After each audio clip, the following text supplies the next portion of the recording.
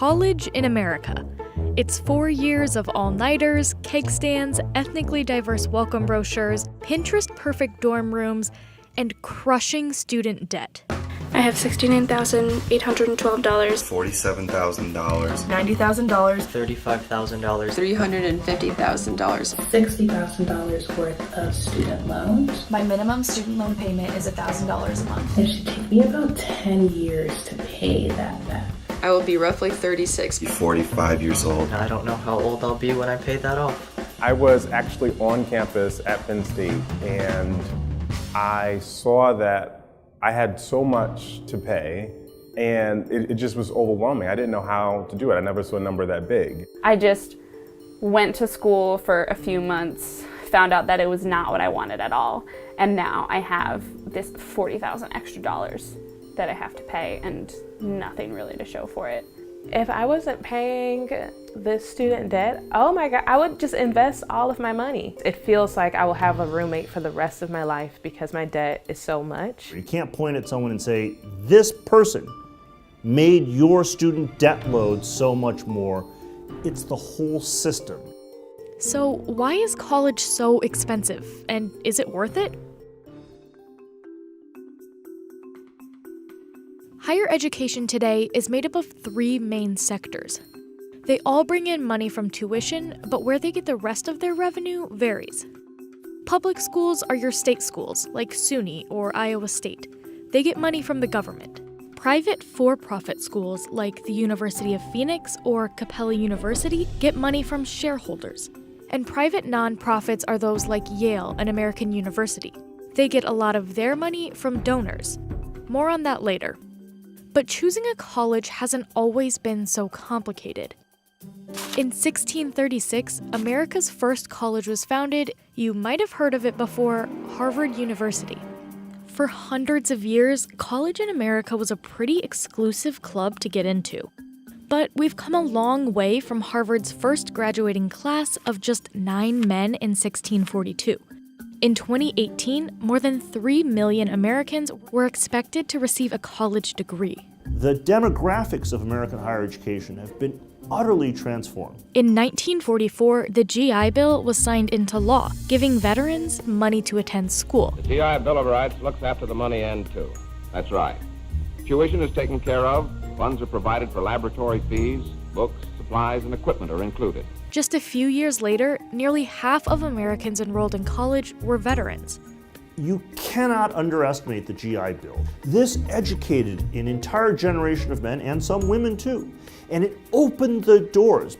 People who hadn't even thought that they might go to college. The GI Bill changed what American families could aspire to. But not everyone was able to take full advantage of the bill's benefits. It was significantly harder for women and people of color to get the tuition money and enroll in college because of the widespread discrimination by both schools and banks. Dateline, Russia, October 4th, 1957. In a moment, the story. In the 50s, a little beach ball-sized satellite launched into space by the Soviet Union had a big impact on the American education system. The first Sputnik. People were worried about this clash between the Soviet Union and the United States, and suddenly it was popular to study science and math. It was patriotic. In the 60s, the civil rights movement helped push the doors open even wider to give women and people of color access to higher education. In those years, students at University of California schools paid less than $1,000 in registration fees, no tuition if you were a resident. But with the 70s came the taxpayer revolt. If you want something, you pay for it. Don't expect me to pay for it. It's your problem, not mine. And so what happened was the student loan process exploded. And then came the U.S. News and World Report. It was one of the luckiest or most ingenious publishing decisions ever. In 1983, U.S. News and World Report published a list of America's best colleges. It became a highly data-driven ranking. Every one of the criteria that U.S. News used depended on name recognition, traditional quality, prestige, and most of all, wealth. Rankings played a big thing for me. I was an athlete, and so I was pretty competitive. There have been a ton of new lists since the 1983 ranking, but the U.S. News and World Report still reigns king, and colleges keep a pretty close eye on it. If you ask them, they will say they pay no attention to it, but within the conference rooms of admissions office and provost office across the land, I can assure you they pay very close attention to it. One thing they're paying attention to are their test score averages. By the 90s, college started boosting base tuition and using the extra money to give merit-based scholarships to kids who tested well. The chief data strategist at U.S. News and World Report downplayed test scores as a major factor in their ranking, saying it's less than 8% of the methodology today, and that, quote, "We've seen schools perform best in the rankings if they emphasize and perform strongly in student outcome areas, like graduation and retention rates." He also said they further decreased the weight of SAT and ACT scores. Tuition costs at both public and private colleges have doubled since the late 80s, even when you account for inflation. Even so, more Americans are getting college degrees. But state funding for public universities has taken a hit. States spent less on higher education in 2017 than they did in 2008 before the recession. And that means students are spending more. The tuition they're paying is a big moneymaker for colleges. 2017 was the first year ever that most state schools got more money from tuition than they did from government funding. If you're sitting in the state legislature and you're looking for money, the university system is one of your biggest costs. So when you realize, well, we cut them 2% last year, they didn't go out of business, let's cut them another 2%. What happens is you pass the buck. It goes from the taxpayer to the student. The average student graduates with about $37,000 in student debt. Altogether, the U.S. has $1.5 trillion of it.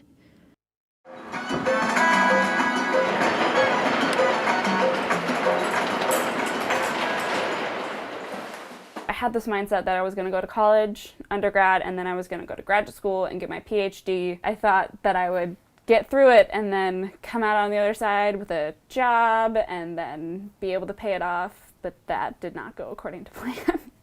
Rachel Brandt got her undergraduate degrees in math and economics from Iowa State. Then she moved to New York to pursue her master's in economics. She left grad school after her first semester to better cope with mental health issues she was going through. I thought that I would just withdraw and be fine, but then a couple weeks after I withdrew, I got an email from the school saying that I owed them $6,000 right away. And that was rough. So I didn't know how I was going to pay that, and that was very stressful.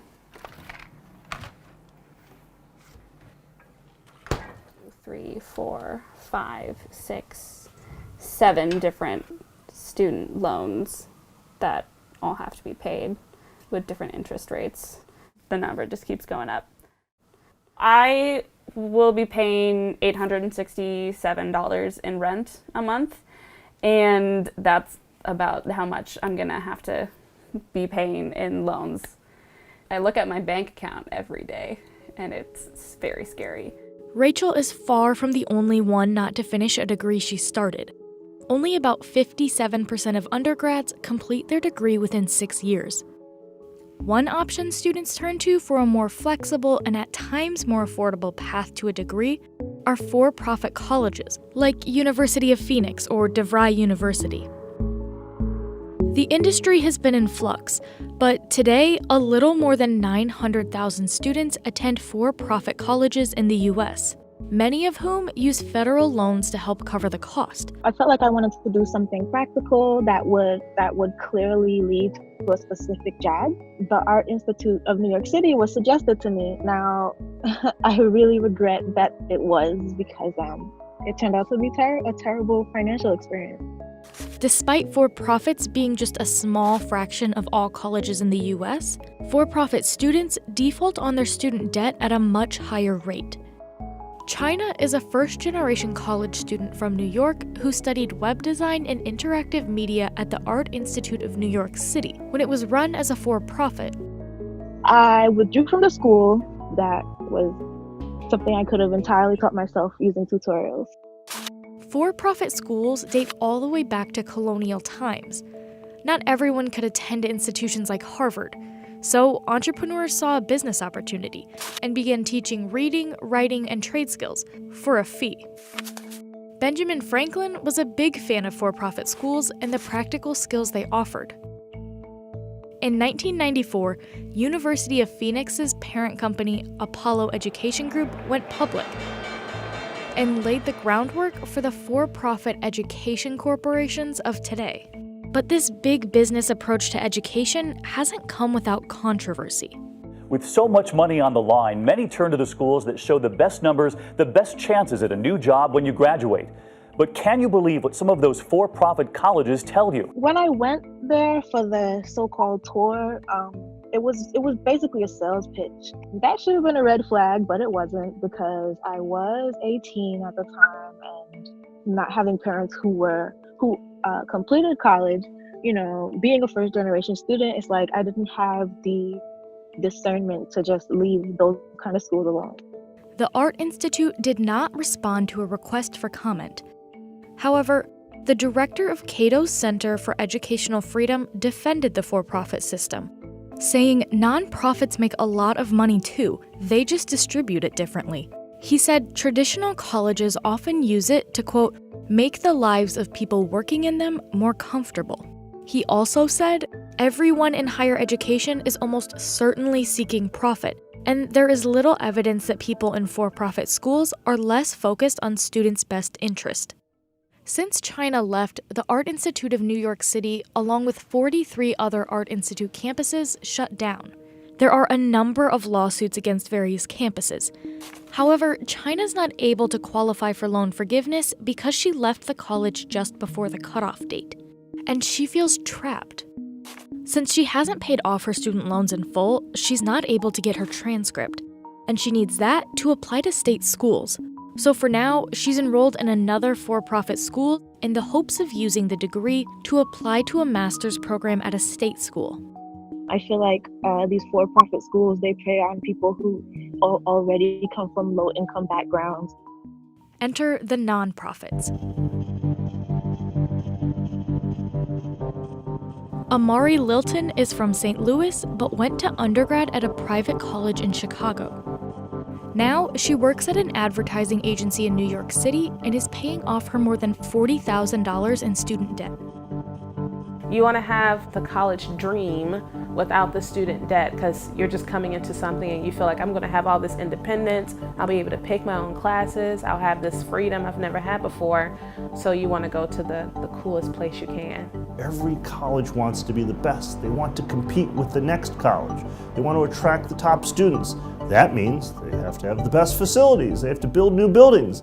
And remember tuition discounting? While the sticker price of nonprofit colleges are rising, so is the tuition discount rate. The price you see on a college website is higher than what many students end up actually paying. You would think that most of the money is going to the cost of running the school, but nearly half of undergrad tuition at nonprofits goes to help other people pay for their schooling. Amari didn't pay the full price of tuition at her private college, but she's still facing more debt than she was expecting. I just cried. Yeah, I just cried because I had no clue how I was going to do it. I dream about it. Like, it's always in my mind. Say I'm like going out to lunch and I'll just say like, oh my God, I hope this goes through, because I know they just took my money out. Like, I just hope. I want to double my payments by the end of this year, so $2,000 a month. My goal is to not go into my 30s with debt. If I could go to Wells Fargo and say like, I want a portfolio with all my best investments, like help me out, they wouldn't take me seriously because I have $250 in the bank.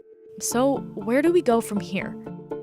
I've been studying this for a long time and advocating for reform, and this is the hardest type of problem to fix because it's structural. It's all of us. It's the whole market. Jarrett Freeman ran for New York State Senate in 2016 when he was just 26 years old. I declare my candidacy for New York State Senate. And a big part of his platform was education and student debt. I was actually on campus and I saw that I had so much to pay, and it just was overwhelming. I didn't know how to do it. I never saw a number that big. Americans are becoming less convinced that a college degree is worth it.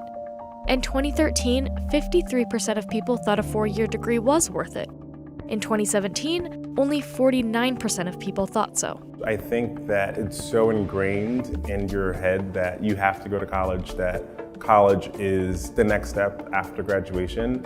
I think in hindsight, I see that college is not for everyone. Overall, I feel a little jaded about college being worth it for everyone, or at least for certain students directly out of high school. Knowing what I know now, I would have even taken a few years off before I went to college. There's this idea that 18-year-olds are supposed to know what they want in life. And now that I'm turning 25 tomorrow, I still don't know exactly what's going on. That mindset could be a problem for the future job market. It's expected that by 2020, 65% of jobs in the US will require people to have some college education to even be considered. So there are a lot of jobs that require you to spend some money on school before they'll pay you to work. In many cases, that sum is a lot of money. Student debt is a national crisis. Unfortunately, we don't have bills on the floor that are actually addressing this. The reality is, there probably isn't just one solution that's going to solve everything. It'll take a lot of different approaches, and different approaches are being tested across America. One of the proposed solutions is an income share agreement. Essentially, instead of taking out loans, students could agree to repay an investor a percentage of their income for a set amount of years after they graduate. The idea has support from politicians on both sides of the aisle, and some schools are starting to test it out. In New York City, Governor Cuomo implemented a program that gives middle-class residents free tuition at select state schools, and some billionaires like Bill Gates are giving their own money to try and fix the system. And of course, there's the idea to offer free college. I do not agree with free college. I think that when you give someone something for free, they do not realize the value of it. And that's just my opinion. And I think that there should be some cost associated with it. Free college is a great idea. I am fully supportive of free college. The catch is, who's going to pay the bill? In other countries, taxpayers foot most of the bill.